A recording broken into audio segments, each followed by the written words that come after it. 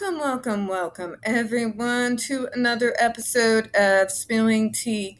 I am your host, Tiffany Daniels, and we are going back to that horrible world of the JRC.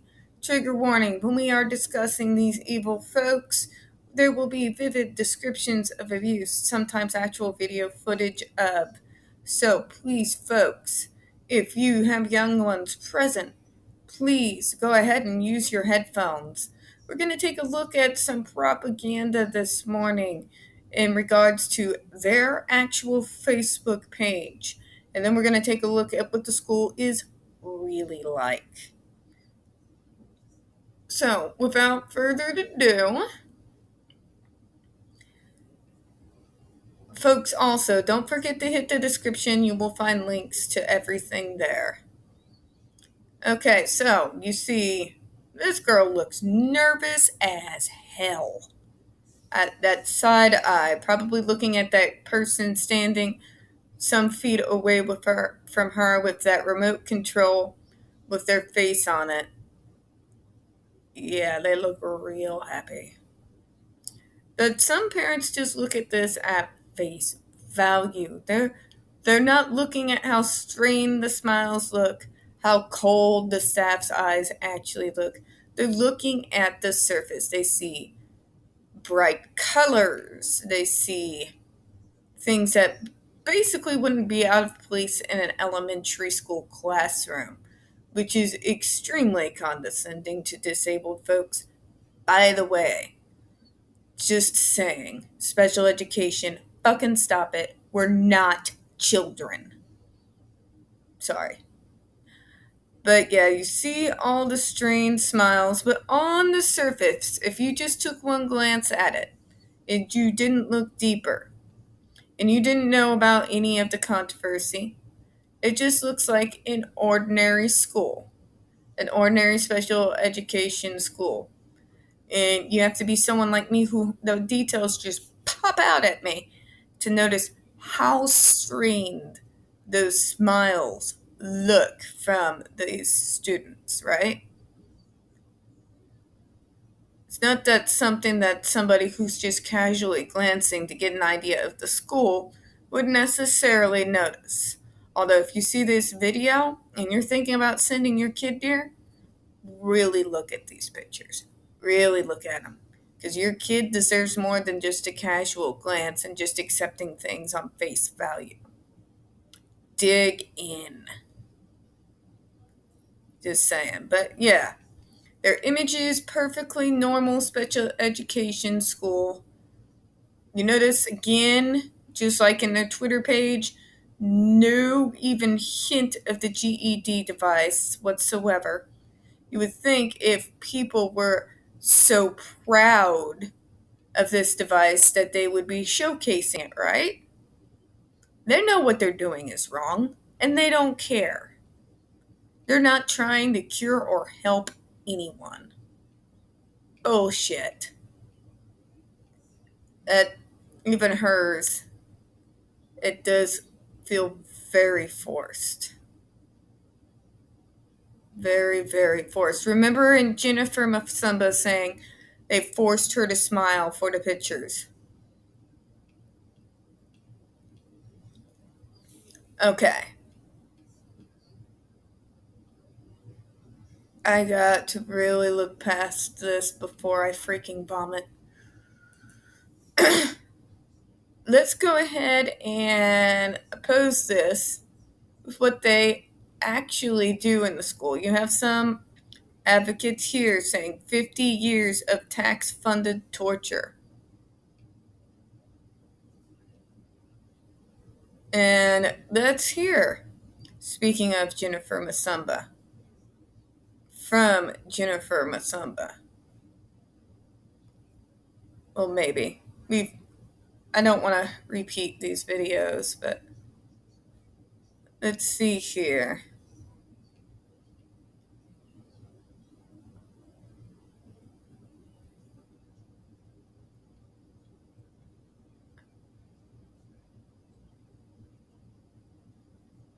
Okay, we saw a little bit of this on Twitter. This is going to be the full video. Hi, so for everyone who thinks that maybe the school that shocks people is not real, or that people are just like making it up or making assumptions, it's real. This is a picture of me back in 2002 wearing an electrode. Actually, in this picture, I'm wearing See what I mean? If I was forced to smile in this picture. electrodes on my body. One is on my lower arm. If you see how my sleeve is pushed up, because there's one on each of my upper arms, and then I had one on my stomach, and I had one on my leg. You can see the wires coming out of the bag from behind me if you look like right there. I was there from 2002 to 2009. I was on both the regular shocks and the GED4, which is the stronger shocks. And it was a living nightmare. I was so anxious and terrified on a constant basis. When you're anxious like consistently and you never come down with that anxiety, it takes such a toll on your body and your mind. The shocks hurt terribly. It's not just like a little pinch like they might try to make it seem. They hurt really bad, and they take over like your whole limb wherever they shock you. And they make you sleep in them, take a shower in them, do gym class in them, everything. And I'm going to show you an actual picture of my recording sheet of all the things I got shocked for. Okay, so this is a list that the staff would carry around with them of all the things that I was supposed to get shocked for. I know it's kind of small and hard to see, but I'm not very good at TikTok, and I couldn't figure out how to make it be the whole screen. Sorry. And some of the things I got shocked for, I actually got 5 shocks for some of the things. I was tied down to the 4-point board, which is like a locking restraint board, and I was shocked 5 times in 10 minutes, and I was not supposed to know when the shock was coming. Just to add more terror to it, in case being shocked wasn't terrifying enough, then they add the element of surprise to it. You all keep watching, I'll be back. And it's still happening. It like makes me happy that all of a sudden everyone's noticing what's going on, because this has been going on quietly for, I think since the 80s they've been using these shocks. Don't quote me, maybe in the 90s, but a really long time. And advocates have been fighting, but it's been a very quiet battle. And all of a sudden I'm seeing that it's taking off, and people are, because the FDA did ban it and then it was overturned recently, so now there's a big push. So I just want everyone to know it's real. It happened to people like me. Thankfully now I'm living my life happily in another place in Florida, and thank God for that. But it's terrifying and it's terror. Okay, thanks.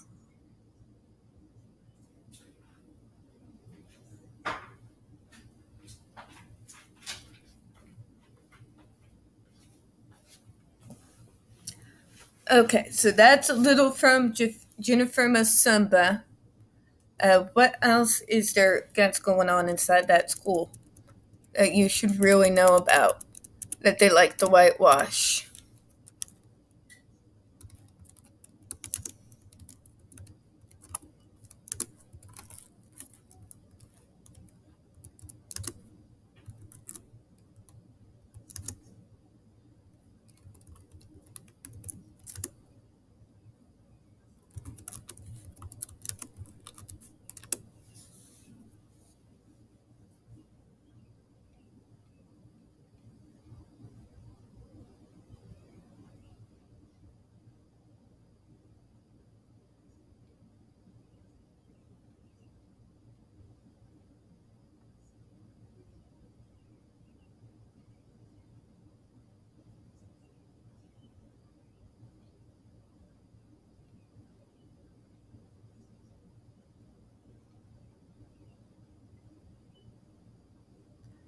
This actually comes from Vice.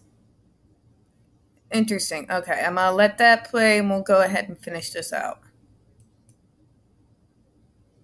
You say, sorry for any advertisement, folks. At least maybe less heartbroken. Geico lets you file a claim any way you want. Are you crying? No, there's pollen. Geico. Seriously. Stop the torture! Stop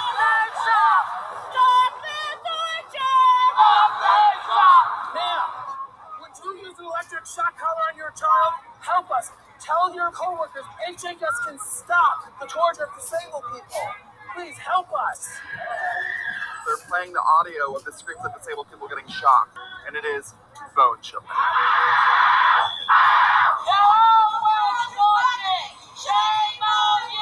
I don't know if you've ever gone out to dinner with like 3 people who use wheelchairs. Now take 200 of your closest friends to a building and cram it full.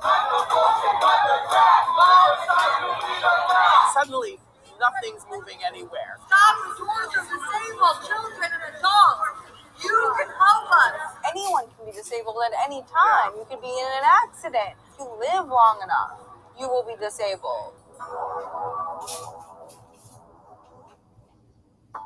My name is Ryan O'Connell, and I have a mild form of cerebral palsy. So I've always felt like I've had one foot in the able-bodied world and one foot in the disabled world. Today I'm in DC with hundreds of protesters who have come here to fight for disability rights. Most Americans live in freedom. They have this thing called the Constitution that says they have the right to life and liberty. We have actually looked at the Constitution, and there is no asterisk in it that says, unless you're too disabled. It is 6:30 in the morning. We are here getting lined up, ready to protest day 1 with ADAPT. We're expecting over 200 people today. The first stop is Health and Human Services.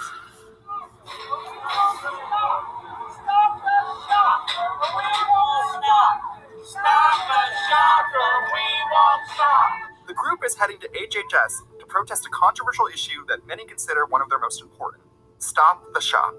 The use of contingent electric shock devices is an inhumane practice that has never been appropriate and has always constituted an unscientific and unethical practice. Stop the Shock is ADAPT's name for their demand to end electric shock treatment on disabled patients, which is still happening at the Judge Rottenberg Center in Canton, Massachusetts. The Judge Rottenberg Educational Center is the only one in the country known to use electrical skin shocks for its most aggressive patients. The shock's not like you hear the JRC people say it's just a bee sting or it's just a pinch. It hurts badly. The use of electric shock on disabled individuals has garnered enormous backlash from clinical psychologists and the ACLU, who call the practice cruel and inhumane. Despite several lawsuits against the center, the courts have held that the practice is within legal standards of treating individuals with intellectual and developmental disabilities. Standards. Ow! Ow! Proponents of this type of therapy, including many parents of disabled residents of the center, argue that it's a last resort for individuals prone to violence, and that it's been effective in treating them without having to rely on medications. We feel that device has changed the life of our son, and it really should be available for the desperate families who need this. But even the FDA has proposed regulations that would ban the practice. That's what they need. Yet to sign off on them, however, That's what they need. I'm sorry, I gotta go off. The FDA has I gotta go off. They need this. They need to be tortured. Really. Some parent you are. Make this illegal. They just have to release them. Reiterate, you wouldn't do this to your family member, you can stop it being done to ours. Personally engage, one-on-one. Don't just stay still. Follow the person and keep talking to them as you go. The more they hear you, plead with them. If you see someone who's military going in, talk about how this can't be done to enemy combatants. All right? Cool. Thank you, sweetie. I know you're great with this. Thank you. Disabled people are being tortured at the Judge Rottenberg Center. We are begging everyone to work with us to stop the torture of disabled Americans. I can see you don't want to look at me because you don't want to have to acknowledge that this is going on. This is what we live with every day, knowing disabled people are being tortured. They're protesting the Human and Health Services building because they are the only place where they have the power to change these laws. And one of the tactics they're doing is they're playing the audio of the screams of disabled people getting shocked. The screams are visceral. They're like these guttural, awful, awful screams. And it's just wild to know that this is still happening in the U.S. People are clearly uncomfortable by it, you can see, but historically, people with disabilities make people uncomfortable, so it's all tracking. It's really interesting, though, seeing them try to avoid them, because it's kind of like, honey, you're outnumbered for once.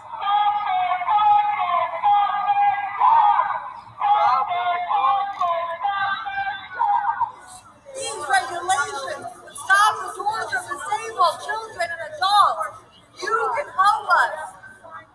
ADAPT's youngest activist is 20-year-old Priya Penner. She began working with ADAPT when she was 14 years old.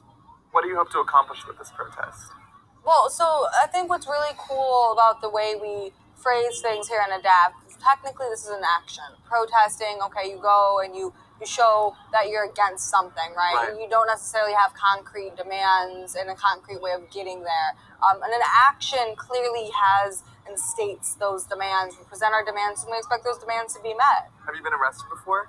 I have been arrested. It's not that many, that many. It's like 6. ADAPT does not allow juveniles to get arrested. So when I turned 18, that was my first arrest. That so you've been action. arrested 6 times in 2 years? Yes. That's nothing. Is there a point of pride in how many arrests you get? I mean, it is definitely a point of pride, a badge of honor, if you will. I think, though, it's very clear to folks here, there's a reason why we do this, and that's to free our people from nursing homes, to stop the shock against disabled people. So there is a point of pride, but to make sure it's not about us. Right. As a young activist, do you ever get tired just having to fight for your basic rights to live? I think as a disabled person, you get really tired. We're also very tired as queer people. We're also very tired as people of color. It astounds me that people don't necessarily understand what we're doing or, say, oh, that's good for you. Like, this is for you, too. These ramps that you use your strollers on? Yeah. Like, that's because of us. Yeah. Those buses that are accessible, and when you break your leg, like, that's us. The shit you use every single day and you don't even think about, that's us. That's our work. ADAPT is one of the most effective civil disobedience groups in America. It started back in the 70s when a handful of activists fighting for wheelchair lifts on buses decided to surround public buses and stall them for days. Today, the surge in ADAPT's membership and activism has really been spurred by the Trump administration, which has pursued an agenda that ADAPT members say literally puts their lives at risk. Here to kick off the 2018 Spring National ADAPT Action is our own, the wonderful, amazing Cassie James Holdsworth. Everybody, young and old, and all you new people, you're awesome. You're gonna go awesome. We're gonna try to get Spitfire and everybody else arrested. We hope you all get arrested.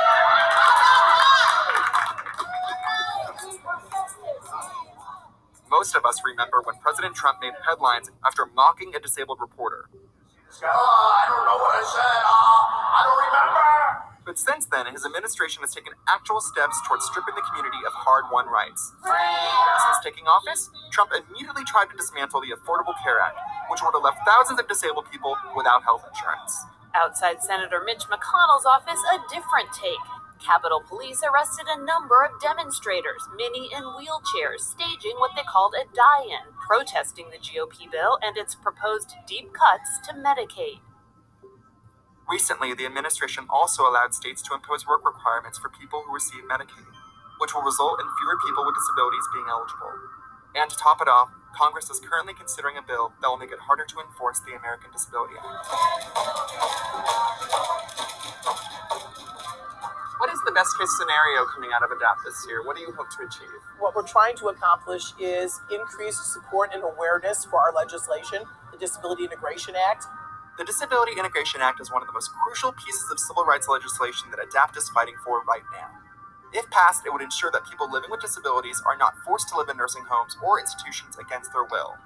Do you have the right to life and liberty in an institution? No! The Disability Integration Act was written by ADAPT, and it solves that problem. It will free our people. There is so much public support for the bill, you can now look at the list and see who's not on it. So that is why we are here in D.C. We'll see you at 6:30 in the morning. Yes! Thank you, seeing all these disabled people together in one room, which I've never seen before, ever, and it seems wild. As a disabled person, I'd be like, wow, there's more than like 1 or 2 people. There's these corporate training things where fall into my arms and experience trust. Okay. Do that surrounded by Capitol Police trying to drag you away, and you have a beginning of a sense of what it's like to be an ADAPT.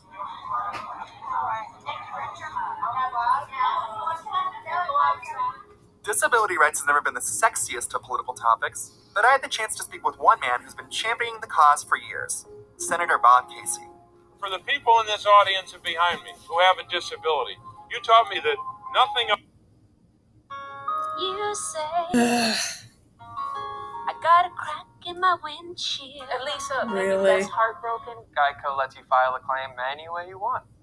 Are you crying? No, it's pollen. Sorry about the commercial, folks. Nothing about us without us, right? What do you think of ADAPT's tactics? Very effective.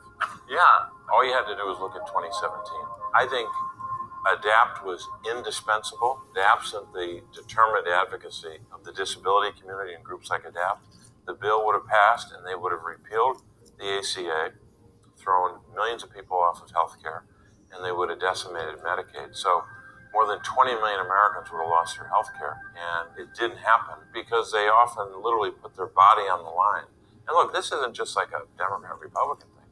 They show up everywhere. They show up at my office. They show up at every office. They're challenging us to make the concerns of tens of millions of Americans a higher priority. Next up, we headed to the Senate buildings where ADAPT members were set on getting more senators to co-sponsor their bill, the Disability Integration Act. We are here at the Senate building where members of ADAPT are splitting into two groups. They're planning on occupying a Republican senator's office and a Democratic senator's office, which is obviously illegal. So we'll see what happens. Nice and straight. You got that. Good job. Go. You got this. Go. The first group headed to Democratic Senator Patty Murray's office, while I headed in with a group demanding support from Republican Senator Lamar Alexander, the chairman of a key health committee whose support for this bill is critical.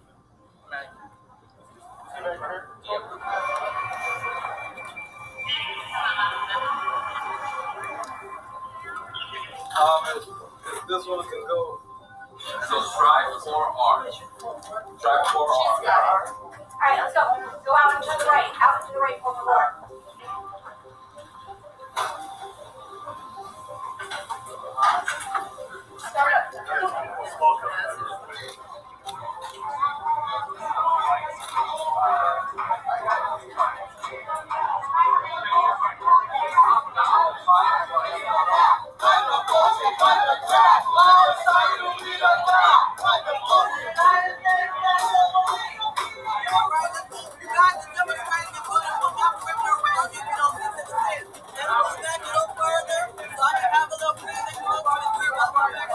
People are starting to get escorted out by the police. Stop the bullshit. Stop the... Now it's time to face them down. Stop the bullshit. Cut that crap. Now it's time to face them down. Took back my humanity. Well, I went down to Alexander's house. Said I took back what he stole from me. Well, I took back my dignity. I took back my humanity.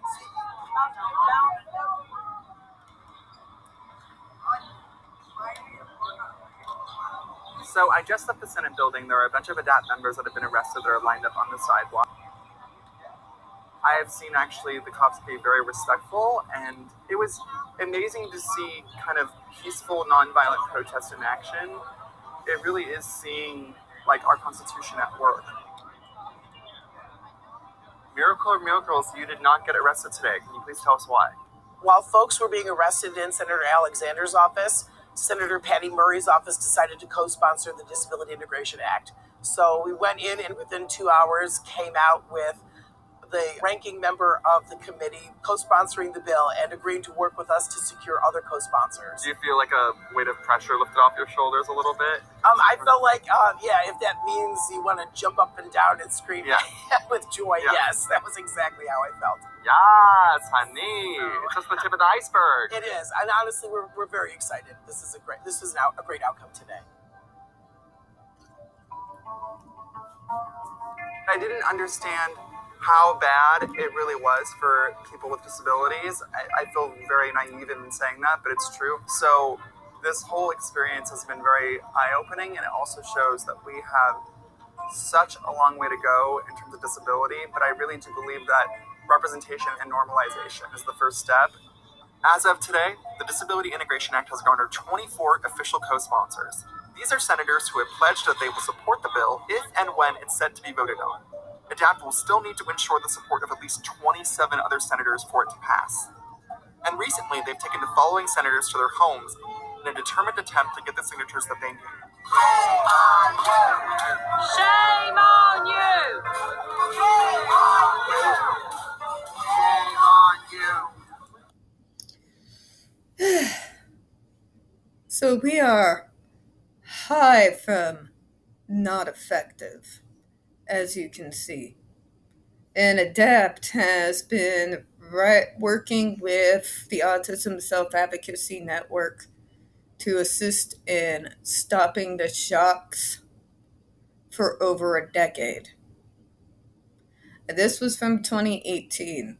They've been with us since at least about around 2012.